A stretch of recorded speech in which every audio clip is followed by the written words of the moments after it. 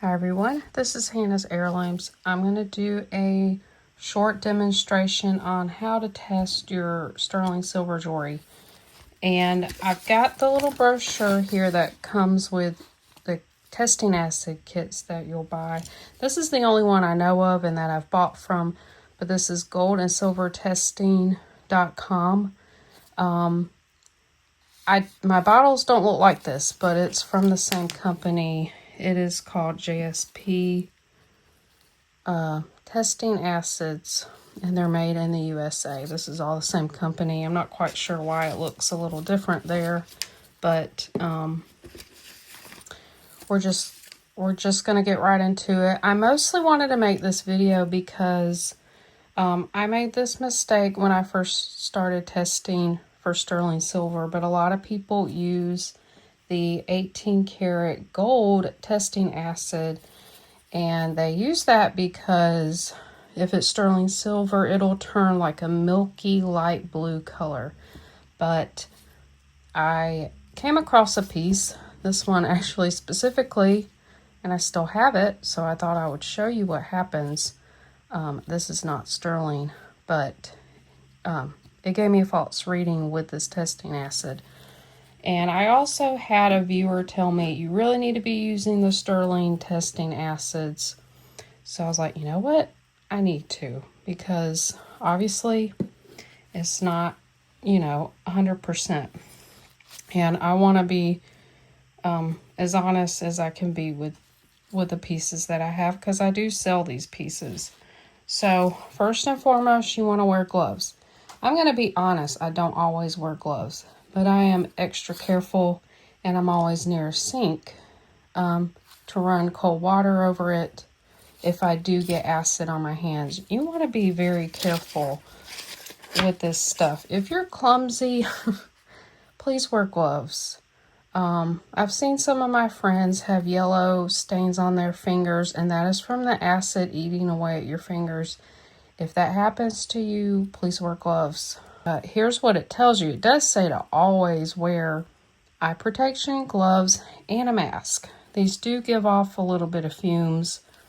If you're in a drafty area by a window, that should suffice. Gives you all the warnings if you swallow it. Of course, you don't want to swallow it, but keep these safe and away from animals, from children. And I do want to show this. This is very interesting. So there's different percentages of sterling. There's 925, which is most common, and it is 92.5% silver, and then the rest of it is alloy. This right here will show you what the different colors mean. I have a really hard time differentiating between these because this is a bright red. These are more of like a maroon color.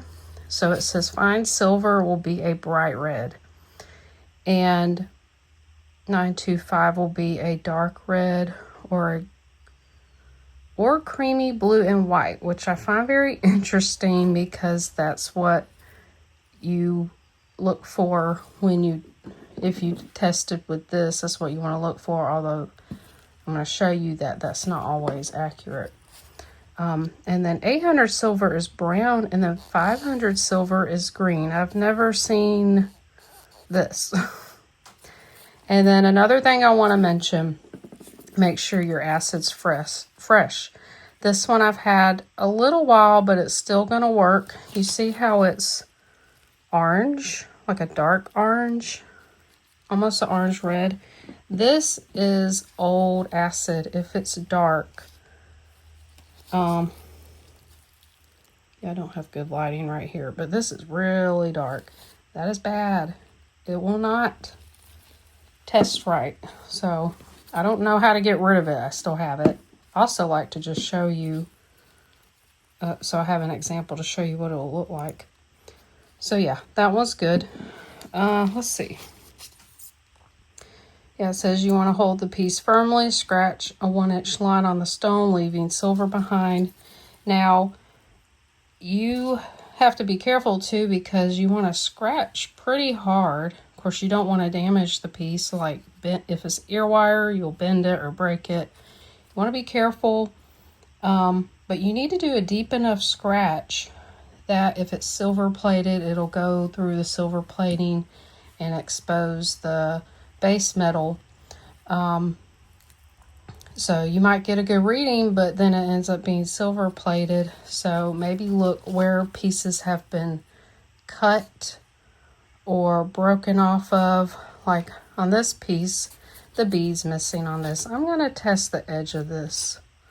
I think that's a good spot because I can glue a bead back on there and you're not really going to see it. This one, only this bail and everything is silver. I'm going to hold that, do the very edge of this. You're not really going to see this. This I'm just going to pick a bead. So we're going to test the silver on this side, and then I'm going to show you this piece. It's not silver. I thought it was. We're going to test it on there. So if you have trouble holding on to a piece, you can hold it with pliers. Now, I would recommend something with nylon coating on it because this will mar the silver, leave scratches, or damage it. So if you're not worried about that, you can use just these, but I don't need them for this. I can get a good grip on it. You can, like if you want to test a chain, wrap it around something like a pen or pencil and then scratch it. I've seen people do that. So let's go ahead. We're gonna actually need to do not the very edge because I think there's glue residue.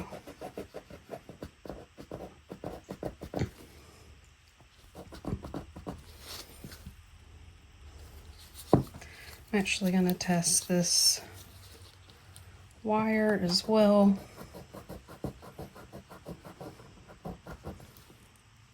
That didn't get a good scratch. You never know. Sometimes these pieces are lacquered. Sometimes sterling is rhodium plated, and that is really difficult for me to determine. But if you want a for sure, you know, diagnosis of what you have, take it to a pawn shop or a jeweler.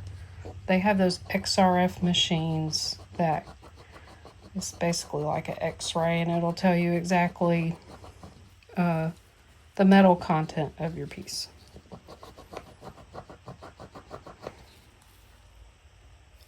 And then I'm going to scratch this twice so that I can show you.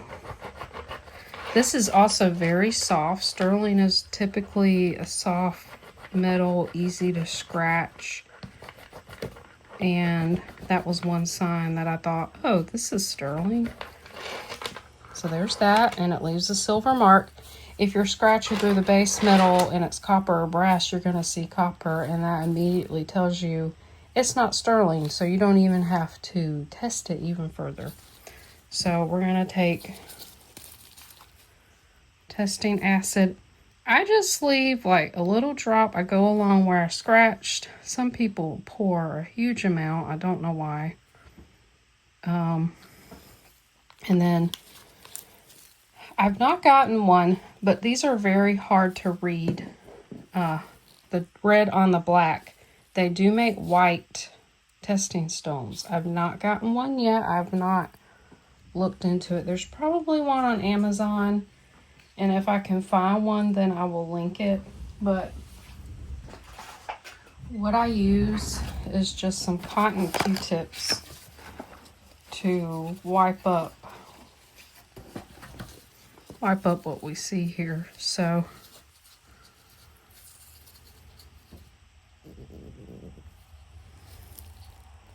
you see there's some red there.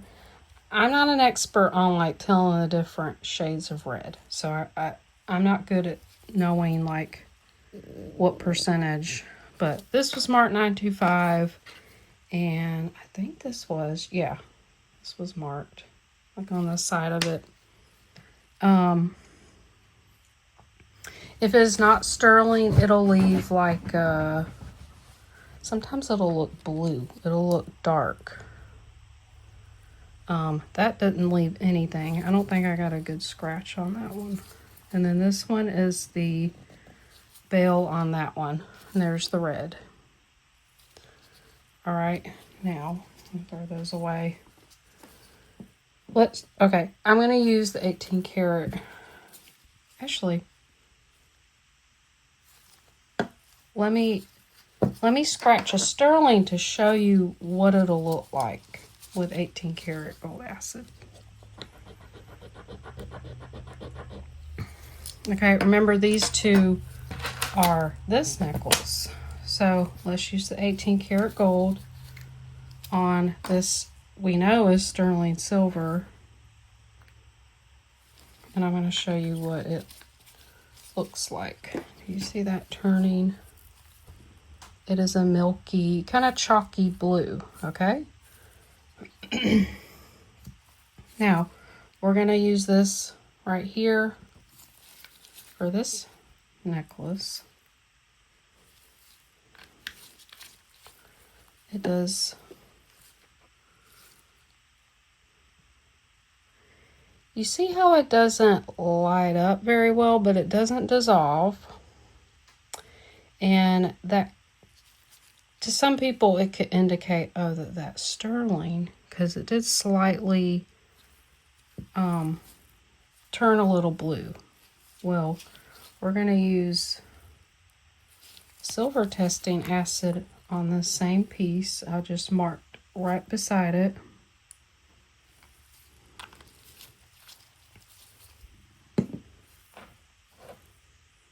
I'm going to give it a little bit. I still see the mark.